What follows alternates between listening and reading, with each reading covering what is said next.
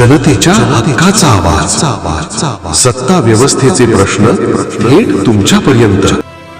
बोल बिनधास्त, चर्चा तर होणारच.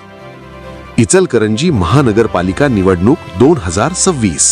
जनतेचा अधिकारनामा जाणीव हक्काची या न्यूज चॅनलमध्ये आपलं स्वागत आहे.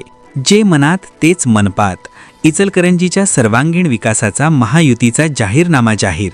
जे मनात तेच मनपात या संकल्पनेतून शहराचा सर्वांगीण विकास साधण्यासाठी भाजपा, शिवसेना, राष्ट्रवादी काँग्रेस व मित्रपक्षांनी महायुतीचा जाहीरनामा प्रसिद्ध केला. शुद्ध पिण्याचे पाणी, आरोग्य सुविधा, स्वच्छता, क्रीडांगणे, उद्याने, महिलांचे प्रश्न, घनकचरा व सांडपाणी व्यवस्थापन ही कामे पूर्ण करण्याचा निर्धार असल्याचे राहुल आवाडे, सुरेश हळवणकर आणि प्रकाश आवाडे यांनी सांगितले. अमृत सिटी अंतर्गत निधी, ई बस सेवा, सांडपाणी प्रक्रिया प्रकल्प, जलकुंभ उभारणी, सेफ सिटी व क्रीडा संकुल यावर भर देण्यात येणार असल्याचे स्पष्ट करण्यात आले.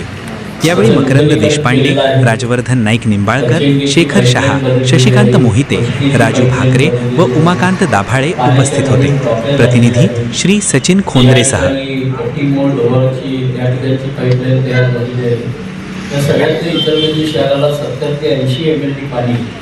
लागणाऱ्या 50 ते 60 70 ते 80 ml पाणी आपल्याला उपलब्ध होईल.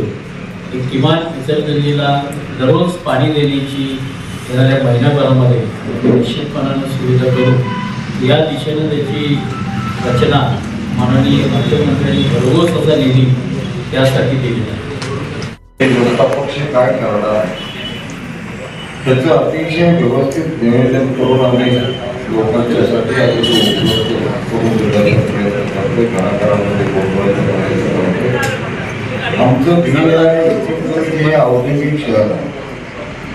इचलकरंजीतल्या औद्योगिक शहरातले प्रश्न फार मोठे आहेत. आमचं शहर मोठं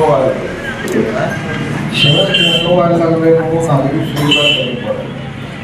आम्ही कोण कमी पडलो म्हणून नागरिक सुविधा कमी नाही आहे.